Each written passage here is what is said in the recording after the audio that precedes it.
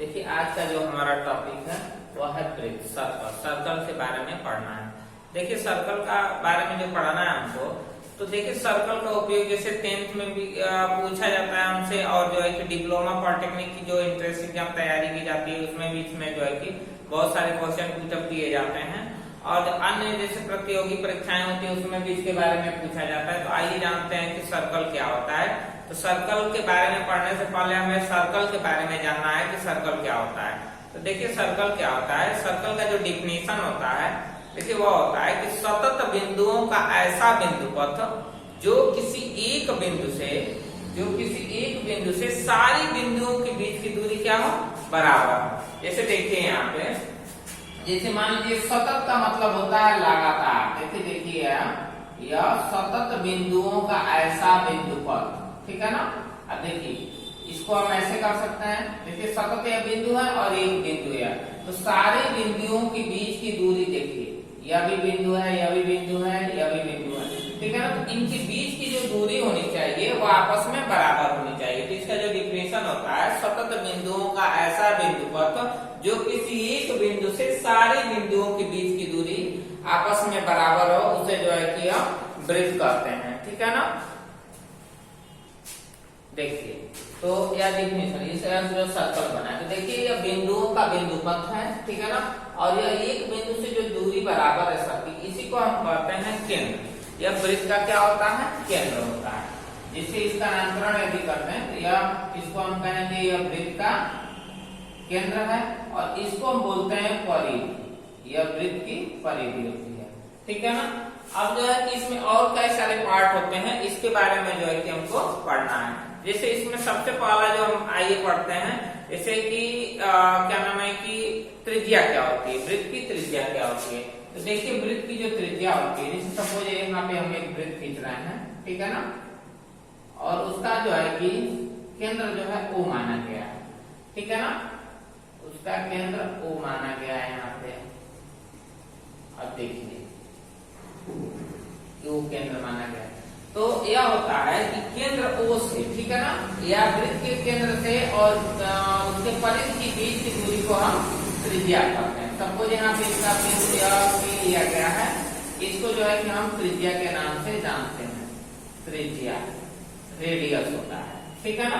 देखिए त्रिज्या क्या होती है कि वृत्त के केंद्र से और वृत्त के परिधि के बीच की दूरी को हम त्रिज्या कहते हैं। उसके बाद होता है वृत्त का व्यास।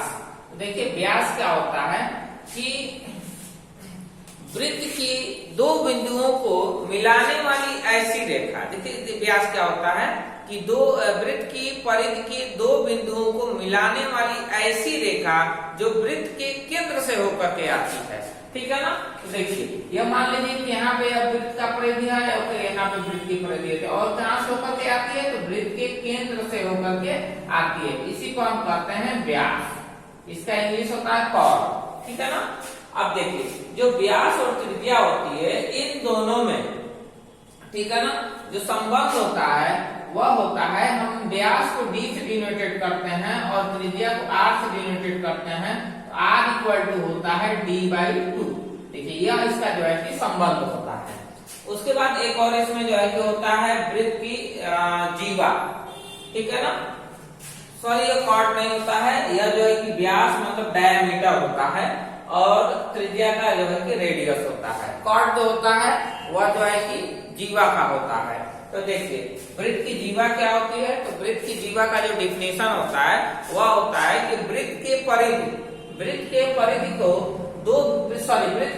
के दो बिंदुओं को मिलाने वाली रेखा को हम जो है कि वृत्त की जीवा कहते हैं, जो केंद्र से होकर के नहीं आती है, ठीक है ना। जैसे मान लीजिए यह दो बिंदु हम ले लेंगे, ठीक है, इन दोनों बिंदुओं को हम आपस में मिला लिए, इनका नाम हमने ए बी रखा। तो यह जो है कि क्या हो जाती है कि इसको हम कहते हैं जीवा, ठीक है ना। इसका इंग्लिश होता है कॉर्ड, ठीक है ना। तो यह वृत्त के कुल जो है कि यह मूल पार्ट होते हैं, ठीक है ना। अब अगला जो हमारा टॉपिक है वह वृत्तखंड होता है, ठीक है ना। तो वृत्तखंड दो तरह के होते हैं, एक लघु वृत्तखंड होता है, एक दीर्घ वृत्तखंड होता है। तो देखिए जो जीवा होती है वह जीवा है, जो वृत्त की जो जीवा होती है वह वृत्त को दो खंडों में बांट देती है, एक लघु वृत्तखंड होता है, एक दीर्घ वृत्तखंड होता है। देखिए यह जो जीवा ए भी बांट रही है, यह हमारे लिए जो है कि यह लघु वृत्तखंड है, लघु वृत्तखंड इसका नाम है, ठीक है ना, लघु वृत्तखंड। और यह जो है यह दीर्घ वृत्तखंड है, ठीक है, दीर्घ वृत्तखंड, ठीक है ना। तो यही वृत्तखंड होते हैं। जैसे मान लीजिए कि इसका अगर डिफिनीशन अगर दिया जाए तो यह हो जाता है, वृत्त की जीवा वृत्त को दो भागों में बांटती है, ठीक है ना, उन्हीं को हम जो है कि वृत्तखंड कहते हैं, ठीक है ना। तो यह होता है लघु वृत्तखंड और दीर्घ वृत्तखंड, ठीक है ना।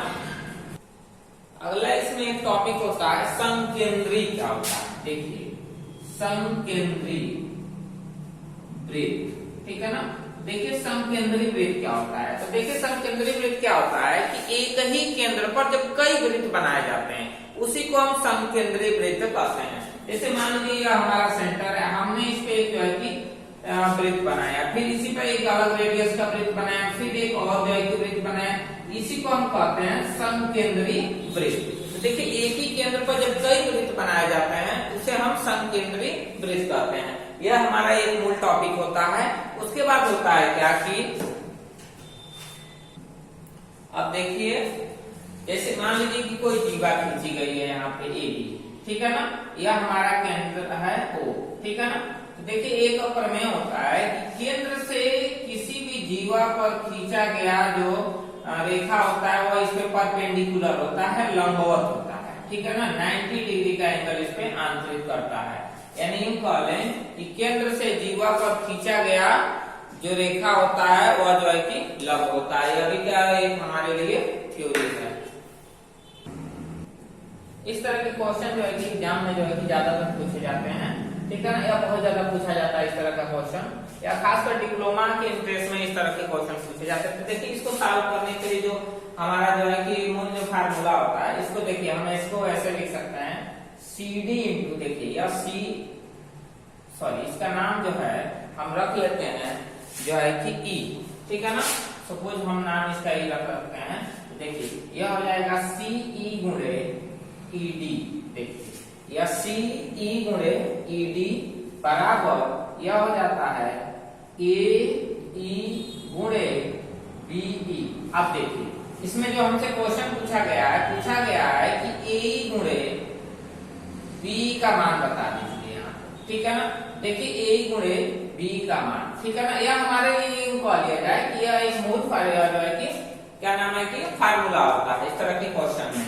तो देखिए यहाँ पे हम इसका मान निकालना है। तो देखिए इसका CE का मान देखिए 4 दिया है, 4 सेमी, और जो है कि इसका 2 सेमी दिया हुआ है, ठीक है ना। और हमसे AE गुणे BE पूछा गया है। तो देखिए AE गुणे BE इक्वल टू 4 गुना 8। अब देखिए यूनिट क्या हो जाएगा, सेंटीमीटर, यह भी है सेंटीमीटर है, यह हो जाएगा सेंटीमीटर स्क्वायर। तो इस तरह के जो क्वेश्चन पूछे जाते हैं इनको जो है कि इस बेसिस पे सॉल्व किए जाते हैं। अब देखिए अगर ऐसे क्वेश्चन पूछे जाते हैं कभी कभार, तो देखिए यह कोण पे बना कोण होता है, देखिए सॉरी ये केंद्र पे बना कोण होता है। अगर इस तरह से दिया हुआ है तो जो यह एंगल होता है इसका जो है कि आधा होता है, ठीक है ना। अगर हम इसको ऐसे लिख सकते हैं, इसको लिख सकते हैं एंगल AOB बराबर हाफ एंगल जो है कि ACB। देखिए हमारे लिए बहुत इंपॉर्टेंट होता है, ठीक है ना, इनमें एक संबंध होता है, इसको यूं कर लिया जाए हमारे लिए फार्मूला होता है, ठीक है ना। अगला जो क्वेश्चन सबसे ज्यादा पूछा जाता है सर्कल पे, इसे मान लीजिए कि एक ऐसे दे दिया गया हो और एक ही, देखिए ऐसे ही जो है कि सॉरी देखिए इसको हम यहाँ ला देते हैं, ठीक है ना, यह देखिए इसका नाम ABCD रख लेते हैं, ठीक है ना, यह हमारा केंद्र है। देखिए यह इसका एंगल 70 अंश मान दिया है, इसको X देकर के पूछ रहा है। अगर इस तरह के क्वेश्चन दिए देते हैं, देखिए इसके लिए थ्योरी होती है, एक प्रमेय होता है, वह होता है कि एक ही वृत्तखंड में, एक ही वृत्तखंड के परिधि पर बने कोण आपस में बराबर होते हैं। देखिए यह वृत्तखंड जो है, यह जीवा AD है जो दो वृत्तखंडों में बांटी है या दीर्घ वृत्तखंड है, इसमें इसके परिधि पे बना कोण, दोनों इसके वृत्त के परिधि पे ही बना है, तो एक ही वृत्तखंड के परिधि पर बने कोण आपस में बराबर होते हैं, अर्थात एंगल सी यहाँ पे देखा जाए तो यह इसके बराबर होगा, यानी कि एंगल x इक्वल टू जो है 70 अंश हो जाएगा। इस तरह के जो है पॉलिटेक्निक में ज्यादा क्वेश्चन पूछे जाते हैं। तो यह जो होता है जो है कि यह वृत्त का हमारा मूल जो है कि क्या है, इनको लिया जाए, जो बेस था हमने आपको इसमें बता दिया है, ठीक है ना। इसके बेसिस पे आप जो है कि बहुत ही आसानी से क्वेश्चन सॉल्व कर सकते हैं, ठीक है ना।